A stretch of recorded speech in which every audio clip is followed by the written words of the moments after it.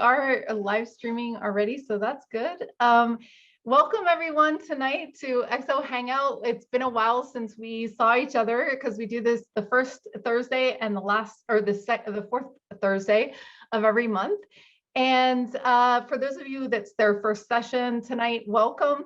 And we do, Nadi is going to do an interview with Viola, and then we're going to have breakout groups later in the session after about 35 minutes, where you guys will be in small groups if you choose to go and share your experiences and hang out together.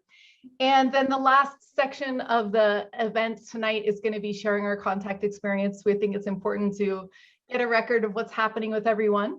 This is a free session. We also have a paid session on the fourth Thursdays. We're a nonprofit. The membership is $4.44 a month, and it goes toward building software. So we're building collective intelligence software so we can all come together and share our knowledge. And we're going to be launching the platform on the 28th of this month. So we're really excited about that. I just want to show you a few slides here. So tonight, we have one of our consortium members, Nadi Hana. She's at galacticrosegeometry.com, and she does all sorts of cool workshops on everything from sacred geometry to crop circles. She's very skilled. She spent a lot of time in the ethers, and she has so much knowledge and enthusiasm to share with us. And we're excited she's part of our consortium and excited to offer her the space tonight to do this incredible interview. Viola Rose, you can find her at heartandsoundhealing.com. She has done over 80 Drunvalo Melchizedek workshops, and she has an incredible place in the world doing healing using sound and her incredible wisdom too. So we're just honored to have both of you guys here tonight. As I mentioned, the Making Contact Conference is going to be next week, starting Wednesday. It's going to be a big deal. Lots of important things are going to be happening. It's in a virtual world. There's a discount code for $100 off, and we hope to see you inside. And this is kind of how it looks inside. There's different rooms, different places to go around, and everyone has an avatar. It's really easy to use because you're just using your voice. Next week, we're going to have Sarah Adams. She's also a healer and been in the ethers, and so we're excited to have her on the next session coming up. And then Adam Curry after that, who's an incredible scientist. He's built technology to help us use random number generators to understand our coherence in this world. And he's going to be joining us in September.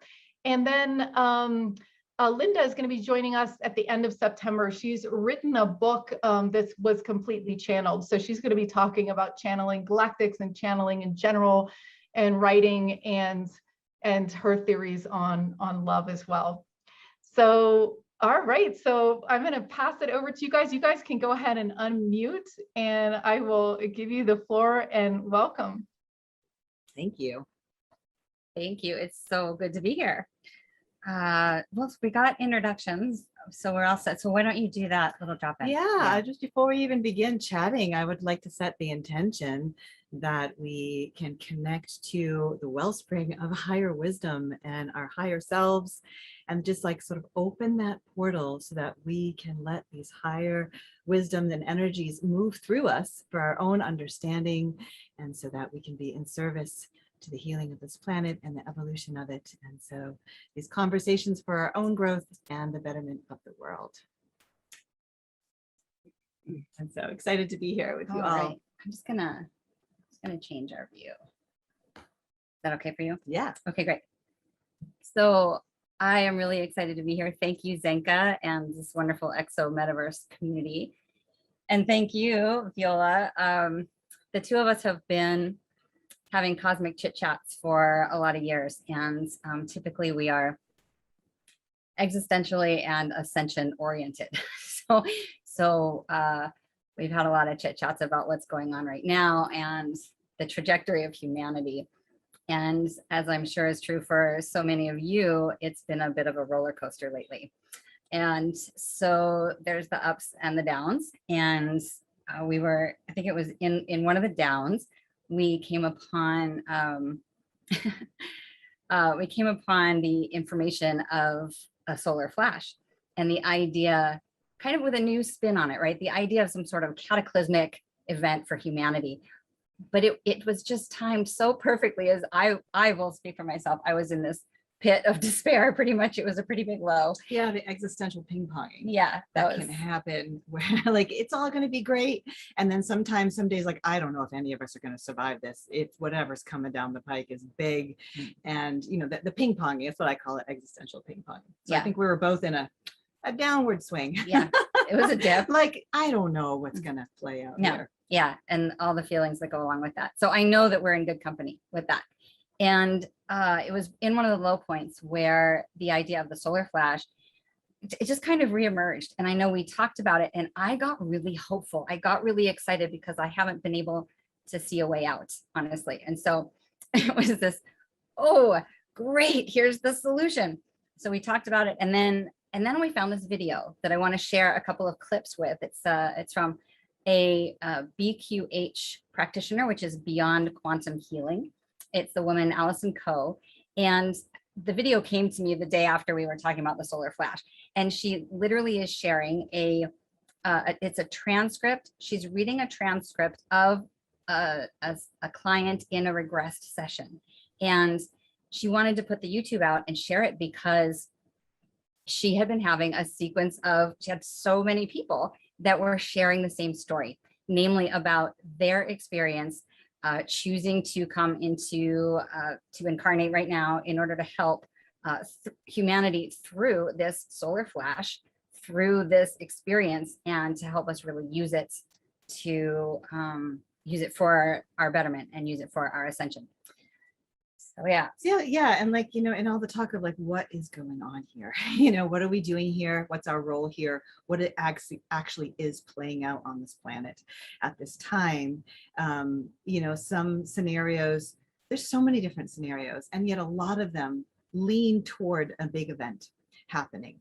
And so it was nice to be reminded of that. Like, oh yeah, there may be our forces larger than ourselves that are also at play here. And this solar flash regression hypnosis session just sort of reminded us of that possibility that, you know, it may not just be us fighting big forces or trying to raise the frequency. Like, there could be bigger energies at play. And so, yeah, I want to play those clips. Well, I think I would love to give that background of Drunvalo's work, of how he, all the different cultures, because part of what Viola is talking about is, you know, it could be a solar flash, it could be a lot, but there are lots of prophecy and reference to that. Maybe I'm repeating that, but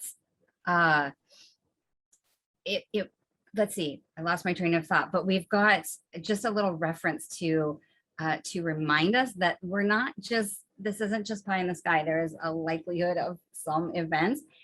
And I researched a detail the other night about solar flares, and it's fascinating, but let's have a little minute about how like non-unique this is. It's really been around. I'm a facilitator for Drunvalo Melchizedek, and his entire body of work is based around preparing humans for personal and planetary ascension. Really, that's his whole body of work. How to get your light body activated, how to get into your heart, how to activate your third eye, clear the traumas around the heart so that you are ready to ascend and continue to ascend with the earth as she transforms to higher levels of being. So he's very focused on that. So as a researcher, he has looked into various cultures all around the world. And I have one little paragraph I'm going to read you from the classic book, The Ancient Secret of the Flower of Life by Drunvalo, where he just names a bunch of these sources. So Edgar Cayce, Nostradamus, the Holy Bible, Mother Mary, Yogananda, and many others of the civilized world predicted that this time that we are in is the time of great change. Some saw this time as one of great destruction and pain, with huge earth changes and a world altered beyond recognition. Others saw a time of rapid spiritual growth, a time of ascension into a new world, and some saw both. The indigenous peoples of the world, the Maori of New Zealand, the Zulus of Africa, the Kahunas of Hawaii, the Eskimos of Alaska, the Maya of Mexico and Guatemala, the Kogi of Colombia, the Native Americans of North America, the Shintos of Japan, and many others, all feel and predict that a great change is about to happen, or in some cases is now happening. So we're in it, right? And I think as volunteers and light workers and star seeds, I think a lot of us feel, I know that I do, that that's why I'm here. Like I wouldn't have come for life on this planet just to live in life as normal. Like we're here for the big showdown. And so bring it on. And here it is. And we're living in it. Yes, we are. Right. So, oh boy. So as we were talking about this more, as I was like diving into it, what strikes me is that there's these two dominant ways to interpret the events, right? So you can focus on, you know, prophecy. Is it going to be solar flash? Is it going to be pole shift? Is it going to be ETs? We can talk about our ascension from an external impact way, or we can look at it from the internal way. How are we going to prepare for this? You know, like Drunvalo was talking about, what's the internal process of readiness and service, being of service. So it's not an either or, but those are the two interesting sort of ways to focus on it. So we're going to blend a little bit of each. And I think maybe the video, this is a good time for the video. Sure. Yeah. So this video is talking about one of those ways that it's potentially that it could be bigger than us. And of course it's both, right? Right. It's our work internally and it's externally. So one supports the other. Right. So the video I'm going to show, Allison Coe is the name of the woman, the regression therapist. And she, like I said, she did these videos because she was just getting so much similar redundant information from lots of different people. And we're all set for screen share, right, Senka? Okay. So these are there's just two different clips and we have one more, maybe we'll get to it, maybe we won't. But what this person is talking about, like a little context, he's talking about coming down intentionally from the ships, knowing that he came here for this time. He goes into, he actually sees the solar flash and what happens. And he's talking about the fallout, and he's going into the different aspects of who makes it, who's impacted, what it looks like, and why we're here. So we'll go into the first clip. There are 2 3-minute clips, so you'll see us jump around. Okay, here we go. Clip number 1. On the earth to allow for this change to happen. I know you guys anchored the light, but what happened then? There was a big catalyst, an avalanche of light that hit the planet. We were helping and other people were helping. I feel like it got to a breaking point finally, and the earth was inundated with this light, and this was the start, the beginning. And what happened to people when this avalanche of light hit the earth? Can you go to that point and look? Were they able to see the light as well as feel it? I see people walking, going about their lives, and all of a sudden, it's like a flash. The light comes down from above and hits everybody. These beams are hitting these people. They stop in their tracks, and they're hit with these beams of light, and it's like a huge shock. They stop what they're doing. Some of them fall to the ground. Some of them stay standing, but it's like a convulsion. Like some people go into convulsions and they can't handle the light, and others are able to just sit down and be in it. It's so sudden. It's kind of chaotic. People didn't expect it. It's like they're in shock. They're all getting hit all at once, and it stops them in their tracks, and it stops everything. And what happens next? I'm seeing a lot of people that need help. I'm getting that it was a solar flash. We got hit with too much light all at once. And there's a lot of people in shock. A lot of people are on the ground and they need help. They need help understanding. They need help handling the light. And I'm running around from person to person on the ground and then kind of consoling them, touching them, telling them it's okay. I see other people doing the same thing. How did these people react when they were told it's okay? What happens to them? They don't know what to think because they're kind of in a different state of mind. Some of them aren't even conscious. They're not aware of what's going on. Some of them are convulsing, but they're aware of what's happening, but they're not in their mind. They're somewhere else. But I'm just going to them, touching them, soothing them, It's helping them in a way, it's helping them relax. It's not going to help their bodies calm down. They're going to keep convulsing, but it's helping their minds find some semblance of peace. I feel like a paramedic, this great explosion that's happened, and it's knocked a lot of people to the ground, and I'm going from person to person. I feel like I've got some sort of medic kit, but it's not a physical kit, but I feel like I have the tools and I know what to do, and I'm touching these people on the forehead and it's soothing them. And there's other people doing the same thing. I feel other light workers running around and doing what I'm doing. Next clip. Yep. And so for you and your brother, you chose to be boots on the ground to help people. Can you walk me through what it is you're feeling, since you would consider yourself a light worker? What are you actually experiencing from this avalanche of light, as you call it, whether that's emotional or physical or mental?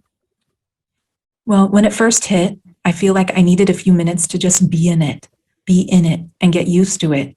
It was a shock for me too. It definitely made me stop what I was doing. It was a shock for my body, but I recovered pretty much right away. I was only down for a few minutes, and I recovered right away, and I knew what to do once I woke up. I've been getting ready for this. I've been getting ready for the light.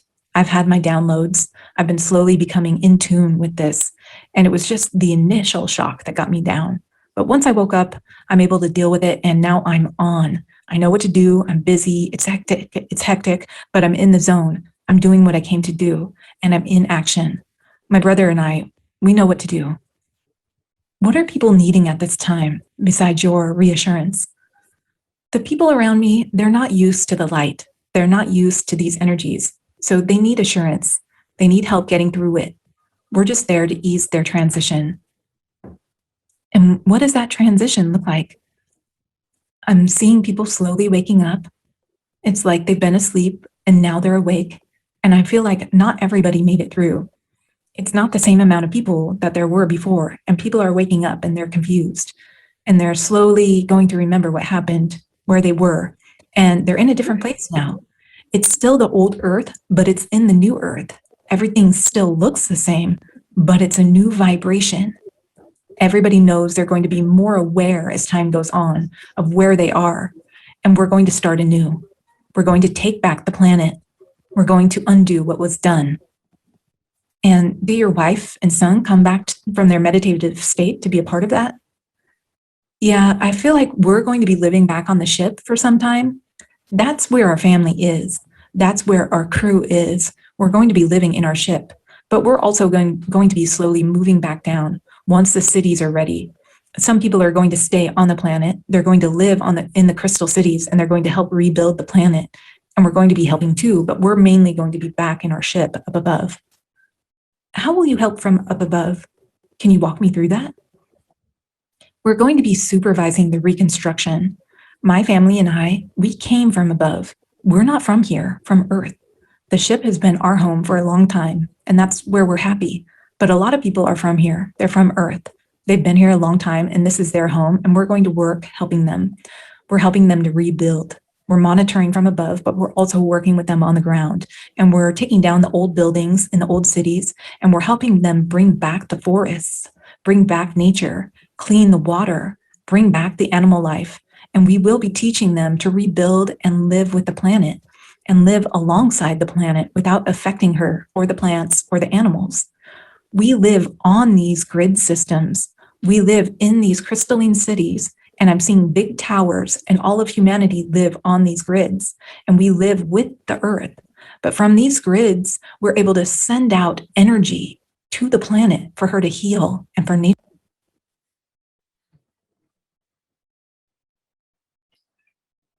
Okay. Well, this is the point in my mind where we would open it up to everybody to say, what did you think about that? But instead, we'll talk about it and then we'll do that. So let's see. So many places to go. I know that from my experience, it really gave me a lot of hope, like a lot of hope. And so I had to look into that a little bit.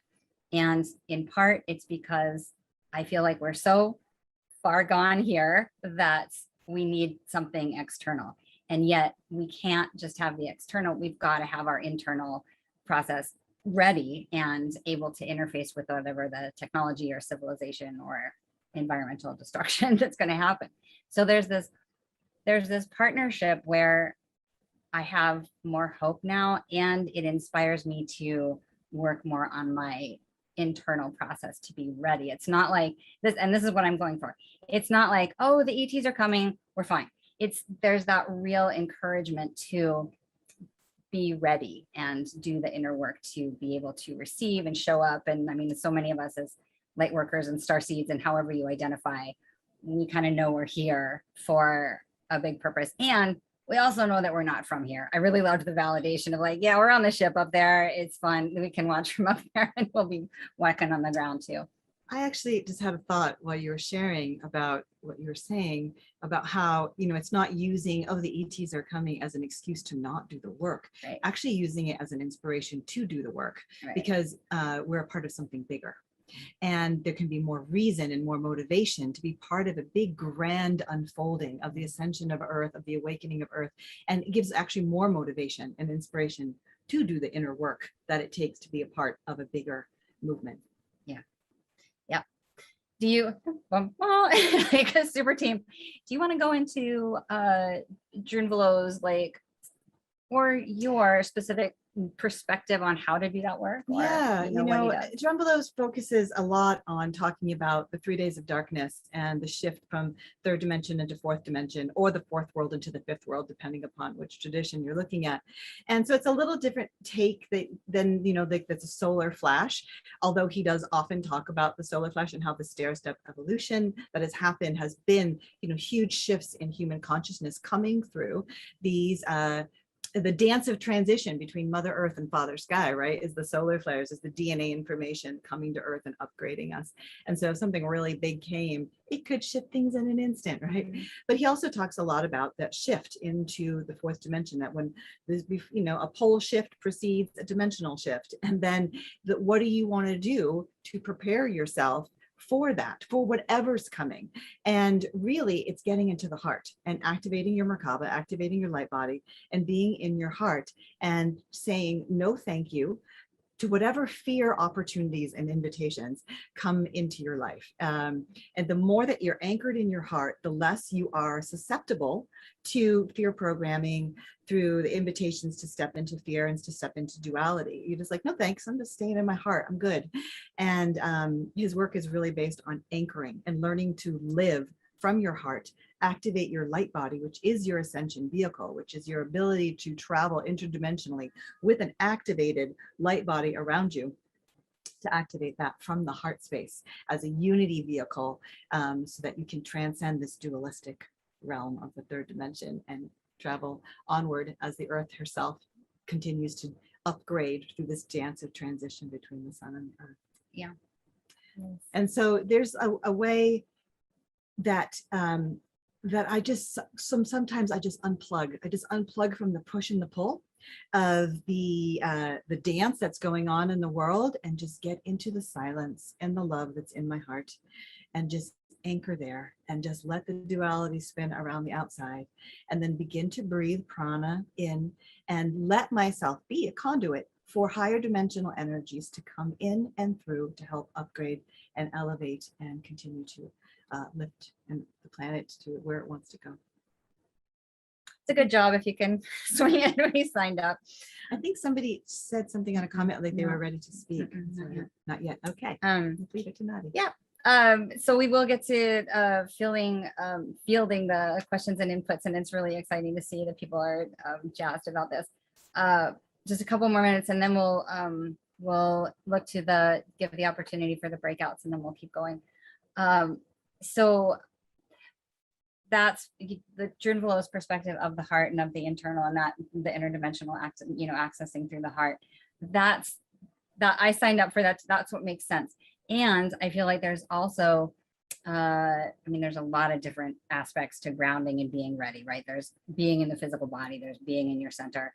And there's also a little bit of information, which is where I love to hang out, which is, we are multi-dimensional beings, right? And the more we can really tap into, it's saying the same thing, only a little bit differently. The more we can really play around in the idea that there is so much more to us, and that there is so much more here, right? Our galactic community, all of the ET star nations that are here to help us, you know, doing the inner work to become all that we are helps us to be ready for interface with other civilizations, which everyone on this crew knows is coming, right? Like it's just the time that it is, which is why we're so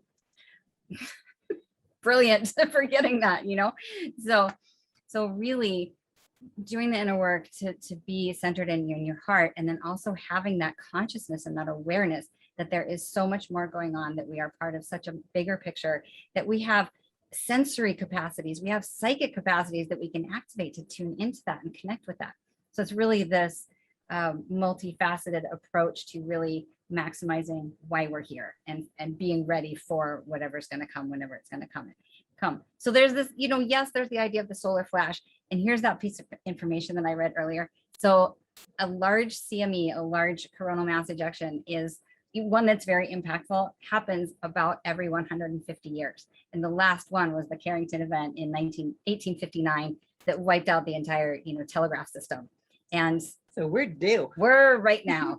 So it's not far-fetched to go, you know, whoa, be ready. And let's add the third part. So we've got being in your heart, we've got being centered in your higher self. And then we've got the consciousness, the awareness of what could be coming. And then there's getting your supplies, right? So there's a third part of like just know that on this earthly plane, you want to have your supplements, you want to be ready for the grids going down. It's just a smart move, just to put a little plug in for that. I felt like trusting God and tether your horse. That one. Yeah. So I felt when I saw this, I felt like when I saw the video, I felt like, oh my God, we all need to know, like it could be happening. And we will now have an awareness, we probably did already, but you know, a greater awareness of the potential for a mass shift in consciousness. And one of the things that I really enjoy that you talk about is remembering to sort of choose the high vibe, and remembering that, yes, we're seeing a lot of destruction, a lot of deterioration, a lot of chaos, a lot of suffering, and to try and find that balance of understanding the higher purpose, understanding that we are ascending, so to speak, like it is happening, there is hope, and trying to use that lens to see it as well. Yeah, like it's a Leela, it's a dance playing out, right? And everything is unfolding perfectly, and there's no emergency going on, and all this stuff's going down. And so I just keep trying to remember, like it's like a chess game, you know, just like, what's my next move? What do I want to do to be prepared? But really all I have to do is be in my heart, and it's going to work itself out. But it's a constant choice to continue to stay informed to some degree, so I know what chess move I want to make next, but also to keep the high vibe and to do the spiritual practices on a daily basis that will keep me in a really high vibrational place. And a lot of Tonglen, a lot of love, a lot of sending love to everyone, refusing to step into any duality, any division, and just loving all really helps. Sometimes easier said than done. It's a big job. There was one other thing that that came up in my mind, but I sort of lost it. So maybe we should just transition.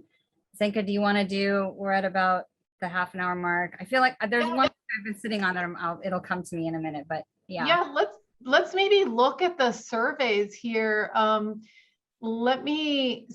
for those of you, thank you if you did fill out the survey, thank you for doing that. These are collecting over time and growing, and it's actually really quite interesting. So what about the possibility of a sudden event that globally impacts humanity? Do you think and then we had possible, likely, and inevitable, all totaling up to, what is that, like 88%, right? So nobody thought it was impossible, which is interesting. And very small percentage thought that it was not likely. So there's something, I mean, that was really fascinating, Viola, that you read all those different tribes and cultures and books that mention that there was this, that there might be this big event, right? So it's maybe something we're sensing, it's something in our prophecy, maybe it's that we want, you know what I mean? We want it to happen. Interesting, right? So that's a pretty high percentage, 88%. So if so, what do you think it would look like? So we had 62%, a large reorganization of our survival systems, ascension, planetary pole shifts, apocalyptic, 3 days of darkness, the rapture, total. Well, nobody thinks we're going to be in total extinction, so that's pretty great, right? What do you think a sudden event that impacted the entire planet and humanity would look like? And we've got a lot of people saying a solar flash, right? And we know from the, the solar, mass ejections that are happening right now and hitting the Schumann resonance, that's causing our nervous system to react, right? So the small ones that are happening now are happening, I believe, more frequently. We should look at that, but it's definitely impacting our electromagnetic fields. And we're in a low point, but the 11-year cycle is going to be raising up in the coming years. So, okay, so ET landing, 37% feel that that's coming. More solar flash than ET landing. Okay. Yeah. Yeah. Yep. Yeah. I mean, reality is whatever we want to experience in a way, and what the tipping point, I mean, in my opinion. So if we want ETs to land, like, and enough of us want that, then that will probably happen, right? I liked the combo platter. I liked that you could have both, like where there's a solar flash, and because the ETs know about these things, they're right here and the ships are coming in and people are, they're part of the assistance team. And so having that awareness of that, or that potentiality, you could have both as part of the massive transition experience. Yeah, exactly. Yeah, it could be both. So this person, these are the people who answered other. The coronavirus hasn't ended. Moreover, it keeps you mutating. One of these mutations could be the event you're asking about. Economic meltdown, confusion and disclosure of various kinds. And then we had some people writing about dreams that they've had about a large event. And so that's really interesting to start to analyze, like, in mass, like what our intuitions and our dreams are coming up with. ETs finally revealing themselves to us through mass sightings, nuclear holocaust or large-scale ET crafts appearing, yes to numerous dreams. I'm going to share this link so you guys can check this out. Volcanoes. Yeah, if people hadn't had a dream, they write none. So yeah, so I'll share this in the chat. And right now we're going to go into breakout groups. So if you want to stay into the main group with Nadi and Viola, you can do that and they'll continue their conversation, or you can be in the small groups. And the small groups are going to last 20 minutes. There'll be groups of about 4 or 5. You'll have about 5 minutes each to speak. So you want to get in the group. I'll be moving people around, so just wait a second until I get everyone settled. And then you'll pick a timekeeper, and that timekeeper will keep the time for 5 minutes for each person. And that person gets that time to themselves to say whatever they want. If they want feedback, they can ask for it. If not, it's just their time to talk. And we would love to hear about you guys talk about what is your theory about, is there going to be an event? Is there not going to be an event? What would it look like? How does it work? And if not, you can just get some support that you need in your life, or you can share a contact story. So those, I'm going to click the breakout groups now. And if you, so Nadi, you guys are going to stay with us. And if you guys want to stay here, just don't accept the breakout group. And like I said, I'll be moving things around for the first few moments to get everyone settled. So here we go. We should have space age music for this We should. intermission. Right. I know, right? Cosmic galactic disco. I know, right? Okay, here we go. I've got the playlist. We just don't join Yeah, that, right? no, yeah. I think it'd be fun to do like question and answers and just get connected. Yeah, we can definitely do that. That's great. There was one there's one thought that keeps evading me, but I know it's a good one. Did you have anything that came up after No. the survey. The survey was fascinating and validating, and God, there really is a thought right in there about like preparation. It's hard to say timelines when you go into I can we put the link to that video? Senka, can you put the link to that video in the chat at some point? Her name's Allison Coe, C-O-E. I tried to find it, but I'll you'll do it. just share it later. That's fine. I Or, can oh, do it now. okay, perfect. Yeah. So I highly recommend watching the rest of that. And at some point she goes into, or the client goes into, or she asks the timeline, like, can you see when this is, or when this is going to happen? And, you know, he has a time, but I think it's just, time is so nonlinear, and getting into predictions just never works with this sort of stuff. So I think maybe Q&A might Yeah, be. everyone's saying it's like now. It's like, okay. I know. Well, they had something for, he had something for next year was the deal. And then, you know, what's a fascinating game is if we're thinking about a solar flare, we're talking about a 50-50 shot, right? Is it going to be night or day? Are we going to be facing it or facing away from it? Like, that is a really like day or night for you when that happens. So, or for us. Okay. So that's that. I think, yeah, I think it's time to talk with everybody. Should we pick, and then, or do you want to pick? Yeah, so if you guys have any questions that you want to ask, you can raise your hands, and I will promote you. You can do that with the reactions. Okay, Court. Yeah, Court. Welcome. Hi guys. Hi. To Nadi or Viola or anyone, is there a difference between a solar flash and a solar flare? That's like new. I'm just wondering if that does it. What is the phenomena of a solar flash? Mm-hmm. I think they're mutual. I think they're synonyms. I think it's the same thing. And it's basically, you can also call it a coronal mass ejection. It's just a huge blast from the sun. And I think they're the same. Yeah, you know, and I think it comes, you know, off of the sun, big wall of energy. I think it takes 28 minutes to hit the Earth, and it changes the Earth's magnetic fields, the magnetic field of the Earth. And so when a solar flare hits the Earth, people can get a little disoriented because it's changing our orientation to the Earth, because the Earth's magnetic field shifts slightly each time that happens.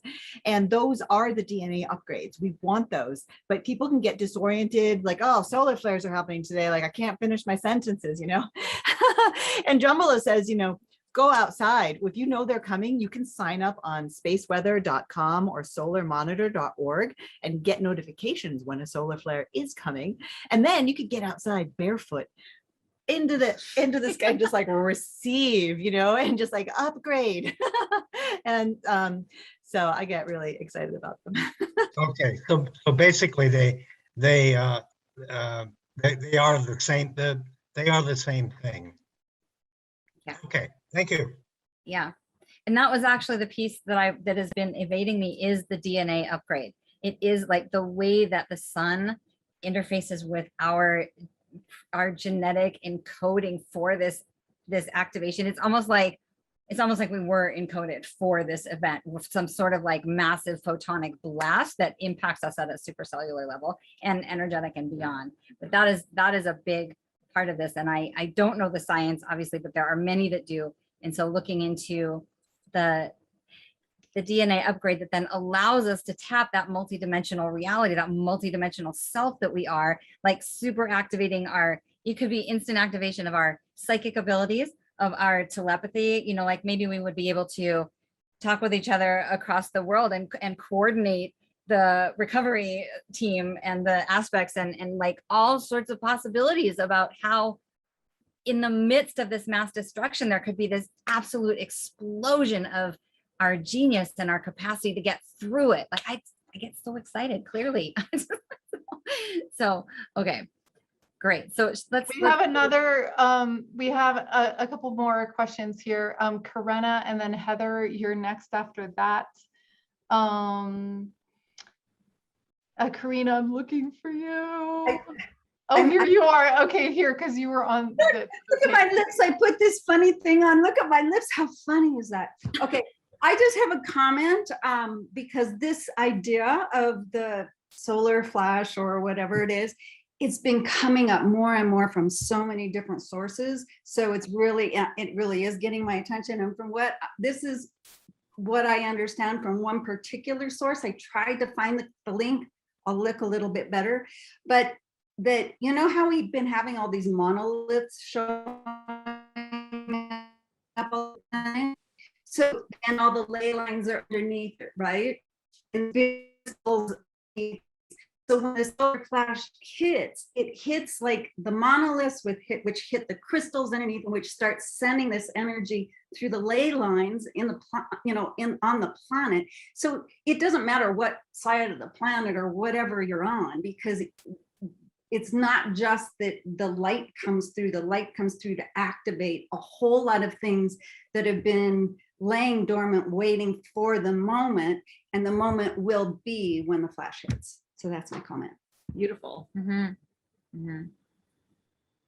Awesome. I'm going to put Heather here as well. Hey, Heather, you can unmute yourself. Okay, can you hear me? Yes. Okay, wonderful. So I do have some experience with solar flares. It was something that I sought out a lot of expertise in the early 2000s because it was affecting my health.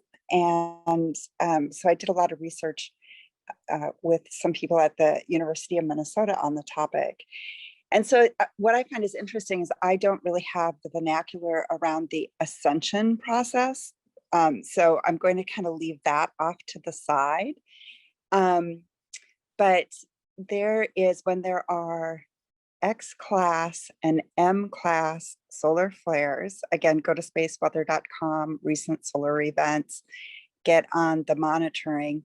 But X-class and M-class solar flares give an 11% increase in cardiac events like actual heart attacks, as well as traffic accidents. So ERs are busier during those times. And I think it's really prudent for people to prep, not just on, again, I'm leaving the ascension side off of it because I think Nadi is a real expert on that. So I won't say much about that. But in terms of, having water on hand, just like any other sort of cataclysmic experience, hurricanes, fires, floods, you want good shoes, water, batteries, etc. Available, because in 2005, Detroit was browned out, and Northern Ohio, I don't know how many people remember that, but that was as the result of the solar flares affecting the power grids. So it's a very possible experience for us to have anywhere in our country based on the way our power grid is set up. So those are just practical things. A follow-up comment to what you shared is that is true, that some people can be disoriented or have health challenges from the solar flares. And I know I said, get outside and stand barefooted, like receive, but I have to qualify that. I'm also saying that from a place of somebody who has activated a Merkaba and has programmed it to absorb the change in the field at a rate that won't disturb me. Like you can activate your light body, your Merkaba, and you can program it so that when a solar flare hits, to move over to the new position of the field at a rate that won't disturb you. It's like a surge protector so that you still get the DN upgrades, but you don't get blown out. And so I should probably also say that it's a good idea to also have an activated Merkaba that you've programmed if you're going to just get out there and blast yourself with it, because there can be complications. Well, and do you think that's, I think that's translatable. I don't know that it has to be, yes, activated Merkaba, our light Whatever bodies, your mojo is. whatever your mojo is. Yeah, like just tune into strengthening your system whether it's like diet and cleaning up diet so that your system can more integrate higher frequencies, or any kind of practice that would buffer you from sudden impact. And I'm not sure that the idea of buffering, everybody's going to take a blow here, and it'll be like, I don't want to assume that's going to happen. Let's just say, like, in the event, In a grand flash. in a grand flash, everybody would be impacted. It's like the absorption and the rebound would be much easier, much able to integrate, given how much the work you've done, inner work. So just to add that. Thanks, Heather. Nice to see you. I have a little share if nobody else has their hand raised. This is let's see, this is the Schumann resonance for July. We had heavy in the 13th and 14th and the 26th. We had it high today too, which you can see which different days were high.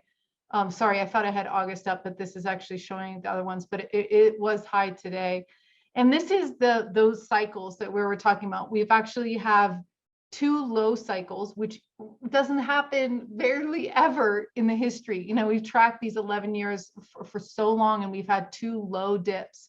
So we're at the rise up. So our nervous systems, this will show you. So this is the one we're in now, this far one.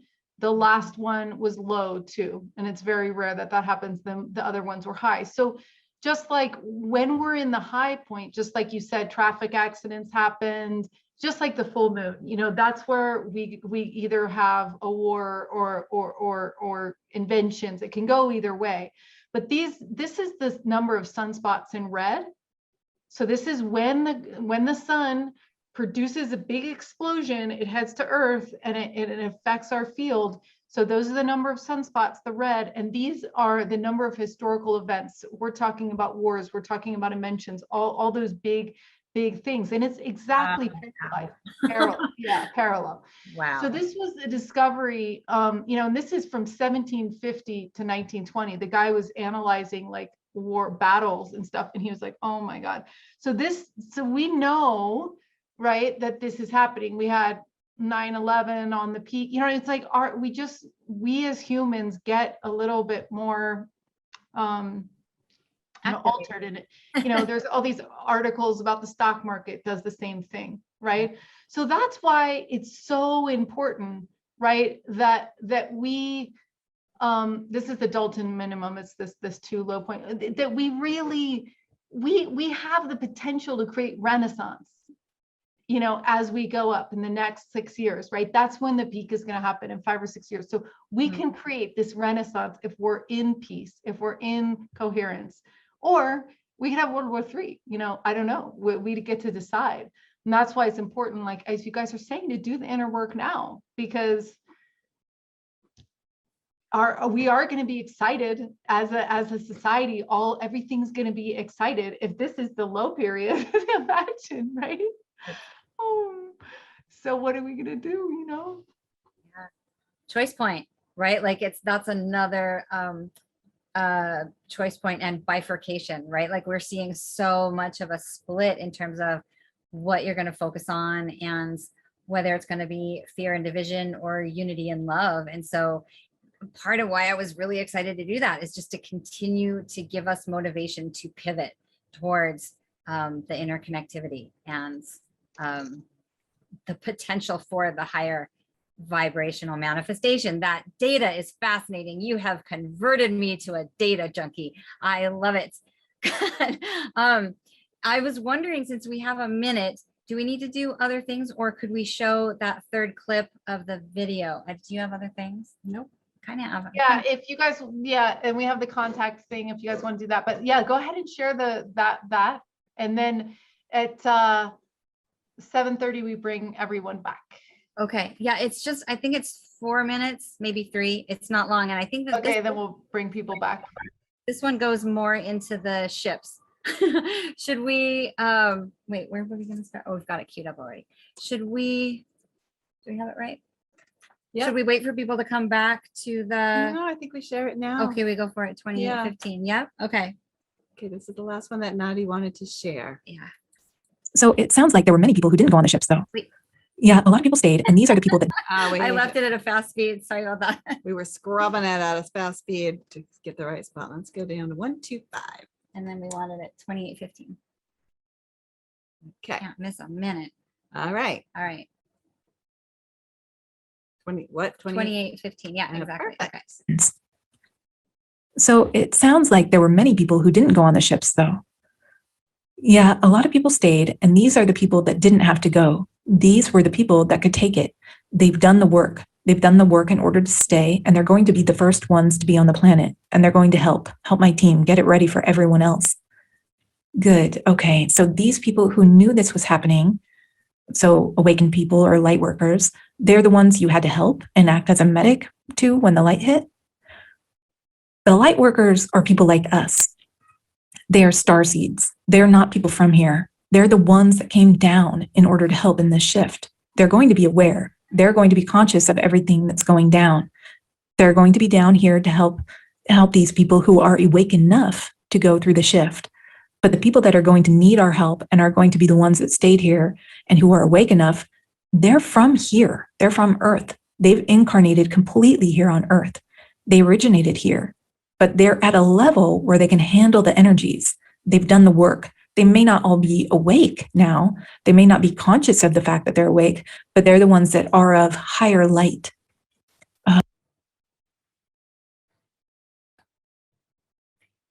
Right. So I thought it was fascinating when she talked about, obviously, please do check out the video because she talks about those of us who, and I don't mean this as an us and them. I mean, those who have the ability, either the physiological or psychospiritual, to navigate the flash and come to kind of as fast as possible. And that those are the folks, those are the ground team. Those are the ones who are going to sort of help everybody else, whether our capacities will be totally activated where it's just easy and we know what we're doing. We're laying hands on and things just, we're in our flow. This is what we came here for. And then there's those, he describes it, or he, that there are some that won't make it physiologically, that their bodies, they're not going to make it. But then there are many who are asleep. He talks about their consciousness has almost been manipulated to be in a hypnotic trance, and that we and any kind of ETs are there to help them onto the ship. They literally go somewhere else, go onto a ship. And so he's experienced all these fascinating levels of what kind of intervention and the different levels of intervention, and then the different levels of consciousness and how they will respond after the flash. And I just thought that was fascinating. Are some people going to have to check out? Is this they've signed on to leave at this point? It's fascinating to me to think about all of the different impacts, all the different levels of impact on consciousness. And that translates to so many different traditions and Right. so many different stories in the Bible, in the Hopi prophecy, about having to be kind of a certain vibration in order to make a transition. And so that's just interesting to put different various pieces together. Yeah. Whether it's going through the portal into the fourth dimension, or whether it's ascension, Right. whatever The it is. rapture always comes to mind, right? That's what I want to avoid, is an us and them and the chosen ones and all of this. But But your vibration sort of just defines what you're aligned with, I suppose. And so keeping the vibration high, as Michael was saying, just, focusing on the paradise that you want to create, that really goes a long way, and not from a place of spiritual bypassing, not from a place of denial, but from a sovereign place of choosing the frequency that you want to resonate at, and holding that as your home, and with no blinders on, and still being aware of everything that's going on. But that is my frequency, that is the vibration, and I'm going to hold that. And then you're vibrating as high as you are, and then you will naturally resonate toward what is aligned. okay. Awesome. Yeah, that's really great advice, is just to figure out what frequency you want to be at and have that be your home, because you're going to get knocked off of it all day or in course of the day or whatever. But if you can go back to know where you want to be, where you want to be at home, then you've got your true north. That's great. So I'm bringing everyone back. Good to see you tonight, Greg. Greg is also part of the EXO Metaverse team, and he's been working hard on our mapping stuff, and we appreciate him so much. And so now for the last final half an hour, we traditionally do welcome John Ramirez is here too. Welcome. Good to see everyone. So the last half an hour, we work toward our docu-series of contact experiences. So these are things that we're going to be putting on the map. We're eventually going to put them on other planets. This is our chance to talk about, did you have an experience? Was it in your dreams? Was it in a meditation? Was it in real life? What was it for you? So we'd like these experiences to be relatively short so everyone can give a chance to talk. So around 3 minutes or so. And if you guys want to kick it off, you can, or we can pass it to the audience. So either way, and if we don't have experiences to share, then of course we can just do some more Q&A here. But if you do have an experience that you want to share, you can raise your hand. And then we ask that if you do share your experience, you would be okay with us putting it on the YouTube and putting it in the archive. Do you guys want to kick it off over there? Nadi or Viola, do you want to talk about, we kind of break the series into our first experience. So it could be like, oh, the first time you looked up and you saw something, moving, or your meditation, or it could be, the life-changing experience that you might have had. Well, piggybacking on the question from your questionnaire earlier about dreams that you've had, I will share that when I was a child under 10, I can remember 2 dreams that I had of the world ending and mayhem happening. And these are like the earliest dreams that I remember, and they've stuck with me my whole life. And the first one was the world was going to end and everybody was freaking out. And then instead of the world ending, these aliens came, but I'm a child of like 6 or 7, and I didn't really know what aliens were so much. And so I think I identify them as French fry guys from McDonald's. Like that's what they looked like to me. But in the dream, they came down, and instead of the world ending, it was these beings that came from elsewhere, and then everything was okay. And then the second dream that I had, which was probably a year later, was that the world was about to end and people were running all over and with their belongings and throwing stuff off cliffs, and it was dark, and the world was in mayhem. And then instead of the world ending, the morning came and there were 2 suns. And then everything was okay. And so those were some potent experiences from my childhood that I remember that sort of set the tone. So I'll start with that. So cool. Yeah, and now here you are doing a call about solar flash. I know, right? Everything's coming full circle. Fascinating.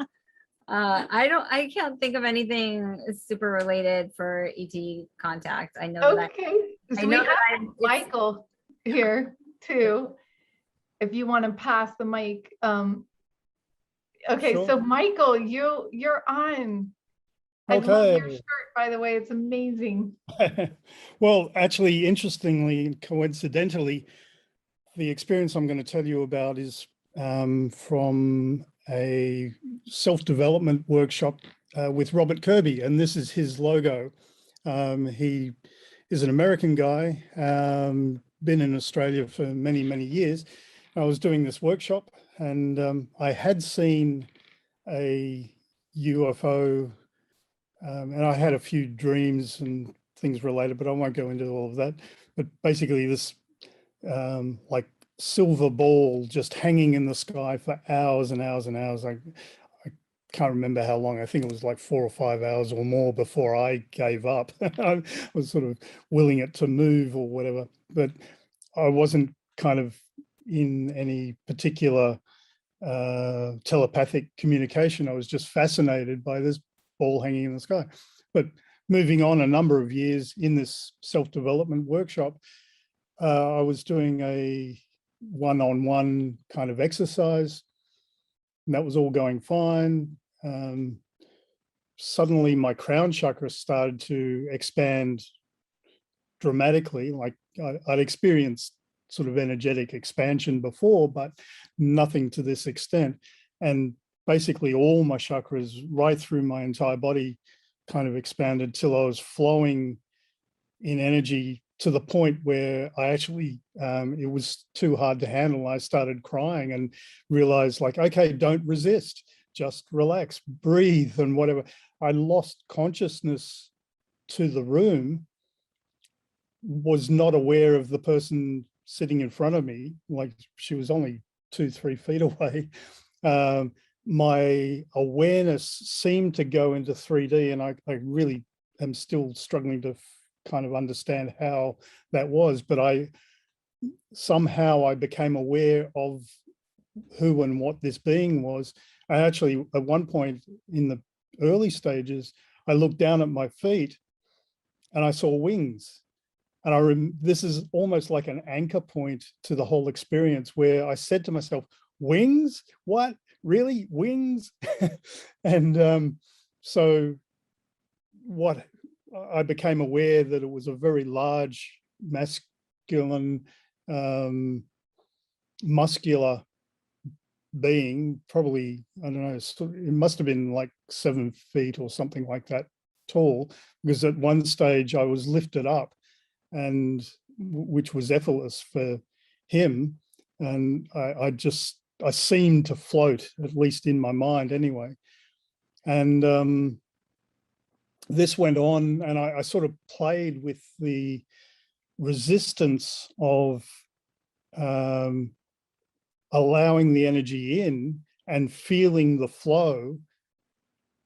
And as I resisted, I began to cry again, or not so much like cry emotionally, just the pressure was like, you know, almost like pain, but it wasn't pain. And also what's perplexes me now is it wasn't a hugely loving kind of feeling either. It was just pure, absolute energy, as if like being plugged into the wall. And it just went on for, I don't know, I think it might have been 10 to 15 minutes. And it just subsided. I became aware of the person sitting in front of me. I said, what just happened? What did you see? And funnily enough, she never, ever has been able to say a single word about it. Like I've asked her 2 or 3 times. I actually went and visited her office a few days later to say, look, you got to tell me what, and she just was not able to answer. And it's like, I don't know. Anyway, that was several years ago, and it's sent me on a whole journey of exploration of ETs and angels as well, and led me to create Beyond Being Human, which those 3 words actually came to me as a kind of a download, I guess. And it was like okay, you've got to actually start sharing this and create a presentation and do that. And so that's what I've been doing. That's all. Thank you so much for sharing. And everyone, please feel free to add links that you have for yourself or your work in the chats over here. That's great. It does. Oh, okay. So we have MJ. Here we go, MJ. Welcome.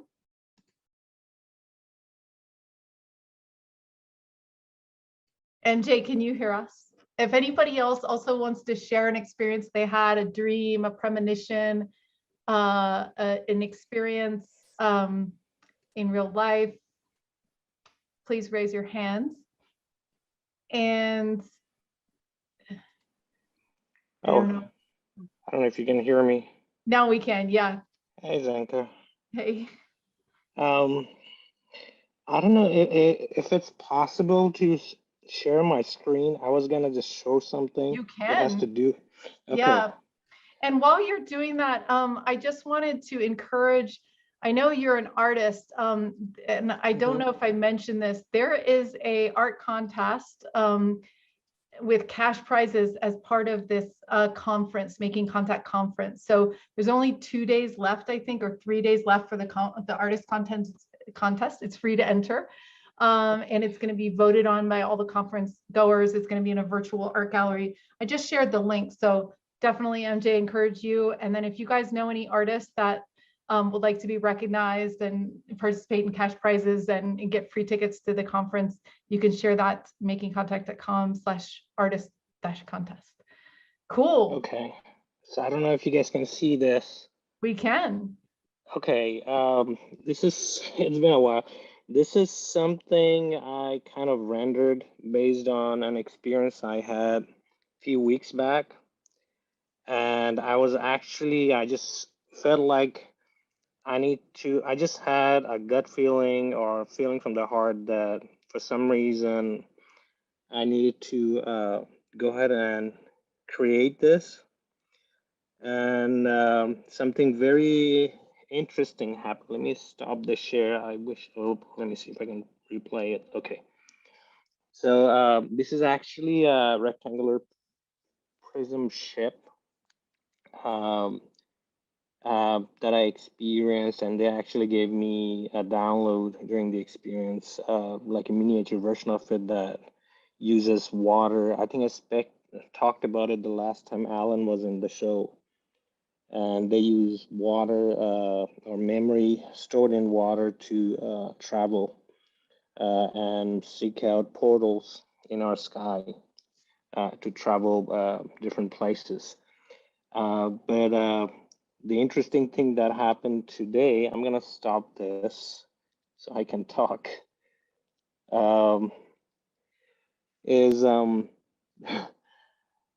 I was doing this today, all of a sudden, out of nowhere, I started hearing thunder.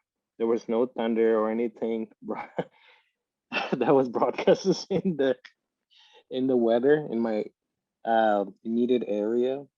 So I was like, okay, that's interesting. And then out of nowhere, it's still sunny. It started raining, and so in that art and that experience, they tracked down not necessarily a tornado, but like a wormhole opening in the clouds. So at the end of the day, after I've got done with my art, because I'm working on multiple projects, this is a new venture I'm working on. That's why I haven't been able to attend a lot of the previous events. But after I got done, it was right before sunset. I look out of the sky, and the same type of wormhole, our circular spins of clouds were found in my sky, right outside my window. So whatever I was drawing was actually happening outside. So basically, just tells me that they were already here while I was doing this. This was an amazing experience. Even my kids were kind of stunned that why is there rain out of nowhere when there's sun, and this cloud just happened to be there coming out of nowhere. So just wanted to share that this was a very amazing and interesting experience today. Literally a few hours ago, that's what happened. Wow. That was amazing. That's amazing. Yeah. Wow. Yeah, I mean, they were literally, I kind of felt that they were here. And then, because like I said, the cloud came out of nowhere, and then it started raining, and it's sunny, and it's only that one patch of cloud on top of my apartment complex where it's rain is happening, nowhere else around the area. And then right after it stopped and my drawing stopped, I see these spins, kind of like the Fibonacci spin or whatever you call it. I'm sorry, I'm short of words right now, but basically circular spins in the sky of clouds just showed up out of nowhere. So yeah, it was very interesting and very amazing. Wow, that's so cool. Thanks for sharing. And it's good that this is happening to an artist that can actually help render it. Like, it's so fascinating to think of, yeah, like a prism type ship and everything. So yeah, I Right. encourage you to enter that art contest, and thanks for sharing. Sure. It's great to have new shares. We have Rosa Sol from Guatemala. Welcome, and thanks for sharing. My turn. Okay. Hi, everybody. And I would like to share not in one experience, because it has been it has been many of them, and vastly, and for forever. So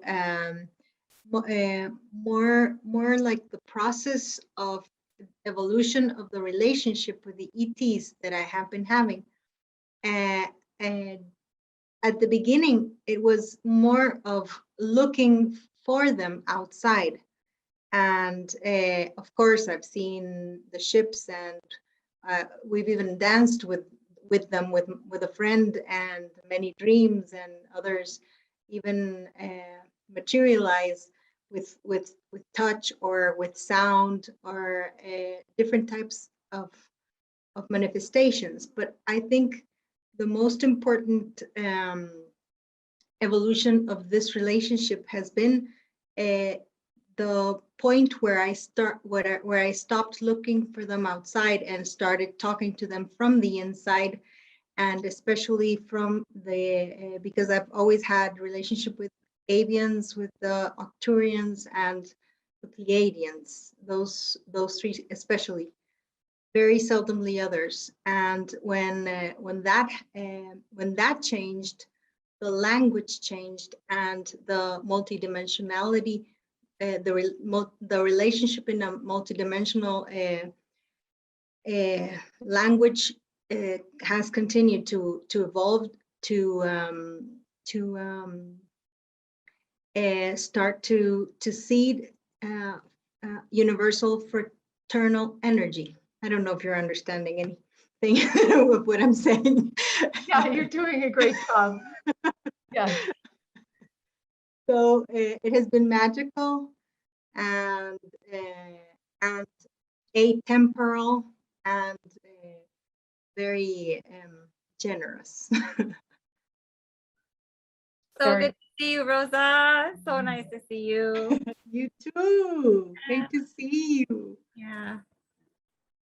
Thanks for sharing, Rosa. Yeah, the inner outer world, it's such a dance, it's just like, Greg was commenting, about MJ's experience, like, which is first, like our consciousness is so entangled in all this. It's just so beautiful. I know Dolores Cannon used to have major weather situations happening around her events too, like circular clouds and all that stuff. So, oh, great. So let me bring Mary on. It's great to have new shares tonight. Mary, welcome. Hi, can you hear me? Yes, we can. Okay. I'm kind of like our friend that just went. I'm not going to try to go into everything because it would take too long. But I know when I was a child, I could hear them. I could hear voices, and I knew I've had people speak with me now that the first woman I was sharing with, she's like, well, now you know what they sound like. Now you know what to listen for, because I can remember what they sounded like when I was a child. A lot of that was shut down. It was not welcome in my world at all. So it was shut down until about 10 years ago, when my life changed drastically in a lot of different ways, and a lot of things started opening up. My primary connection has been with the Arcturians. I had one who, I had a picture. I lived in Germany. I live in the United States now. I lived in Germany for several years, and I bought a drawing there in a hardware store of all places. It was a charcoal drawing of the space that just really drew me. I had it hanging over the piano for years, and I always told people, someday that drawing's going to start talking to me. That was kind of my joke. And the funny thing was, when my Arcturian friend showed up, it looked a lot like that drawing. And this, just a lot of different things have happened on a lot of different levels. I've connected primarily with Arcturian, with Orion, Sirius, and most recently with Lyra. anyway, I won't go into all of that, but I also wanted to add, I just completed your survey, and in terms of the questions about dreams, for years I've had dreams about the end of the world as a child, and then throughout my life. It's been like massive storms, massive waves, and flooding, and often it was like asteroids with fire falling from the sky. Once it was like a power wave, almost like you would see after nuclear, just a wave that knocked everything out as it went. But to me, the most interesting aspect and of course I don't know how much of that is symbolic, but it's interesting, one piece of one dream that I'm remembering now in one, and I think it was the one with the wave that knocks everything out. I was looking up, I turned and I looked up at the sky, and instead of seeing blue sky, I was seeing space up above. And, so it was the dark firmament and the stars, you could see all of that. And I could see what looked like a rocket flying off to my left, going off into space. And it was almost like the rocket had a tow chain behind it. Uh-huh. And what it was towing was the Statue of Liberty that looked like it had fallen over, and it was being dragged off into space. Anyway, that aspect of that dream never made much sense to me before, but when I think of it these days, it's like, okay. So anyway, just wanted to share that. Thank you so much. Yeah, we encourage all you guys to keep some paper and pen by your bed. I think they say that sometimes the spiritual dreams come at the end, so it's good to just get those down, or even if you're in the middle of the night, because we all know they fade away. I think I want to jump into it, like in terms of, or in addition to keeping a notepad by your bed. MJ, that was so awesome. And it's also awesome. Thank you, Mary and Rosa. I love hearing from everybody. But I want to say that when you draw, when you put pen to paper, when you take action to either write dreams or just sketch little art images or sacred geometry, which is really easy to draw, and I love to teach people to do it. But anytime you're putting pen to paper, it's this communication. I believe it's this direct communication with higher intelligence, higher source, and you're taking action in the world to say, I'm communicating with you. I would like to receive whatever is important for me. And so, MJ was having this impulse and then created that amazing piece, and then the clouds, more information, all of that. So I really want to just take the moment to plug creative expression of any kind, song, music, dance, whatever. If you are in the zone, you're just going to amplify whatever needs to come through so much by putting yourself out there, however awkward it might feel. And I'll just put in it's a merciless plug, but that's part of why I do my classes, that I love to teach people how to draw sacred geometry. And so, which is a really great avenue for talking with your higher self. So I know Zenka posted all of our websites in the chat, but I would love to have people join in and learn about how powerful sacred geometry is for accessing our consciousness and bringing out that creative connection. Awesome. Thank you so much. Yes, we'll share the links again. And just to remind everyone, thanks for coming tonight. We're going to have one more share from Babaji, but just a reminder. So you can find Nadi at Galactic Rose Geometry and Viola at Heart and Sound Healing. And again, this conference is starting next Wednesday. There's $100 off, which will last a couple more days if you want to do that. Next week, we'll have Sarah Adams on the 22nd. That's an EXO members only event. You can do that by going to exometaverse.org/get on the list, $4 a month to support. And then we have Adam Curry coming up after that. And Linda is coming up after that. So that's what we have on the schedule. And Babaji, did you want to share some tips on, some people haven't had their first contact experience, and you mentioned that you wanted to share some tips on how to do that.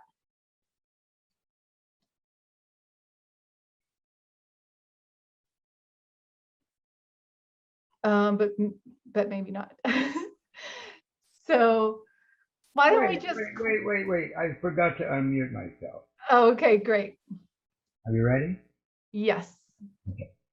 My phone was on and I was listening to what was happening in the main center at the same time I was visiting in in the other room with those two guys, Mark and Greg. Okay. So I overheard them speaking about getting ready for, I call it ascension, and I have another word I call induction. Instead of abduction, like being taken, we're volunteers. We're being inducted, just like the military. So my words are a little different than the ones you're used to hearing. But if you want to get inducted, you have to get ready. And I found my way with yoga. I just say, if you do your yoga, then you'll be prepared. Because yoga, right? It's not just physical, it's a spiritual experience. Can you guys hear okay? Yeah, we can. And the most ultimate yoga, and this is my own personal opinion, after, well, over 50 years of yoga, I've decided that the most important one is Raja Yoga, which is meditation. So my meditations now are, oh gosh, 2 hours I've been doing lately. Like Edgar Casey, I do them laying down. And I understand that it's also a technique that was used in Egypt, right? At least that's what I hear. So I'm offering my tips to those of you that would like to know. If you want to do a 2-hour meditation, well, you got to get comfortable. And the full lotus just doesn't get it for me. I mean, I could get into that position, but it hurts. And then when I try to walk afterwards, I'm pretty out, like disabled. So I'm recommending that you lay down when you meditate, and you can't sleep, right? You have to avoid that. So you have to have something to do to keep yourself from falling asleep. That's where the mantra comes in. Now, my mantras are personal. I have Buddhist mantras and Hindu mantras and Tibetan mantras and Christian mantras, and I wouldn't want to sway you in any way. I wouldn't want to say that one was better than another. So I would suggest that you find your own, whatever works for you. The one I like most is called the Gayatri. It's a Hindu mantra.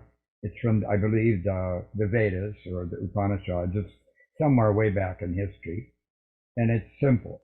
Om, as you know, is the word for most of us have accepted that as synonymous with God, whatever, source, whatever, self. I like self with a capital S, our greater self. And so when we meditate, we're actually trying to become one with God, which is really us. It's an inner thing. Jesus said that the kingdom was within. So if you want to go to where heaven is, you have to go inside. And that's where I found these ETs. I thought they were angels. I thought they were God. I didn't know what they were, but now I have the language. They are us. They are one with us. We are one with them. It's all one. That's called Advaita philosophy. And you won't believe this, but my guru, and I do have one, he gave me the name Advaita. So I'm Advaita Acharya in this discipline that I practice, and it's Hinduism, and it's like the Vishnu aspect, right? But the Vishnu people don't believe in the Advaita society. They argue with that. They call it impersonalism. So I was the only person that I know that was in their society that they didn't agree with. And my guru gave me that name because that's what it is I am. One, one, one. No more than that. So we're all one. If you want to find that out, you have to find that out for yourself because it's like an Easter egg hunt. If I tell you where the eggs are, it's not going to be any fun. So you have to go inside to find yourself. And when you're in there, you might find me because we're all one. So there. I think if you want me to go further, you can wiggle your fingers or raise your hands, whatever you think is fitting, but I don't want to take any of your time. I'm available to all of you. Come to Zinka. Zinka can give you information. I told Zinka once, we're going to have a show, and it's going to be for ETs only, and she said, count me on or count me in. So this is probably it. See you guys all at Mark's Academy. We are one family in God. Yeah, in love. Yeah, with unity. That's it. And we live in America, and I want to see America with no borders.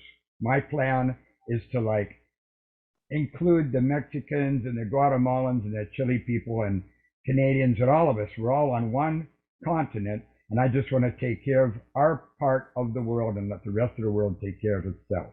Thank you. Thank you, Babaji. That was a beautiful message. The Easter egg hunt is definitely on. And Babaji's been so kind to share his knowledge, and he's done a lot of work with yoga and different mantras, and he would love to share his wisdom with any of you guys. So you can email him or email us to get his information, team@exometaverse.org, and we'll be happy to connect you for that. So thank you so much. And Viola has some upcoming workshops. One is starting tomorrow and one is the next day. I tried to share some links, but why don't you tell us, you guys, about anything that you have coming up? We'd love to support your work and your wisdom. Yeah, so I'm teaching the Awakening the Illuminated Heart workshop, which is Drunvalo Melchizedek's, his entire lifetime of his body of work has been condensed into this 4-day training. And it's everything that a person needs to walk the path of ascension. It kind of gives you everything in your toolbox. And, he thinks it's a complete training. And so we learn to activate the light body, the Merkaba, heal traumas around the heart, connect with our higher self, activate our beams of light, open the third eye, create reality from the heart. It's a whole 4-day galactic superhero intensive journey. And I actually have one coming up starting tomorrow. It's online for 4 days. And I'm doing it once a month online these days. I started doing it online a year and a half ago. And so every month I'm doing a 4-day training online. And I am still doing them in person as well in Portland, Oregon, every couple of months.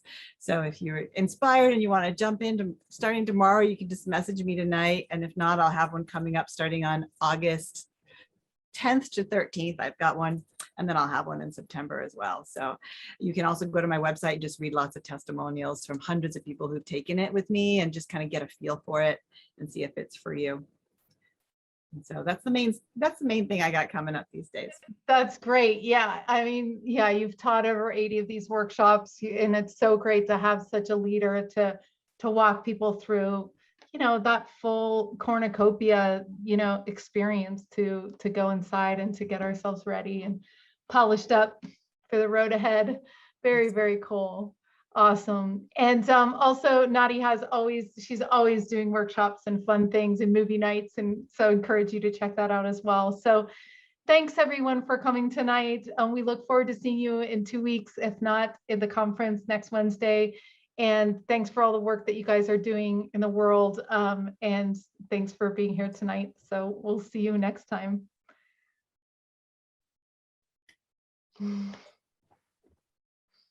Awesome. Thank you, Zenka, for the show. Thank you very much. Yeah, thank you guys. Thank you. Thanks, everyone. Bye. Thank you. Thank you. It's super fun. Thanks, everybody. Awesome. You guys are great. Bye, Greg. Bye, Nadi.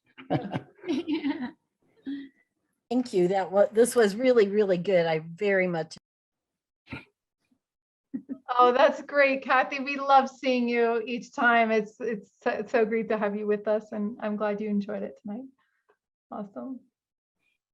Okay, take care. All right, you guys. Bye.